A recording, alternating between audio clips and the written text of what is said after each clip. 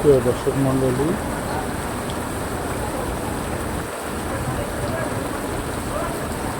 আপনারা দেখতে পাচ্ছেন গোলাঘাট টু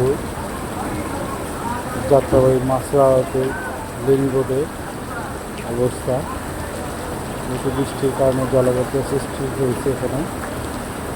তো পাশাপাশি আপনারা দেখতে পাচ্ছেন যে যানজটটা মোটামুটি পার্মানেন্ট হয়ে যাচ্ছে এখানে।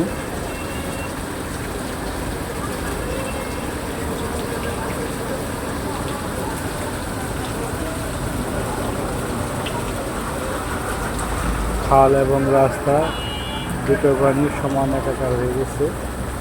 অবৈধ কর্ম দোকানগুলো পানির নিচে ঢুকে যাচ্ছে।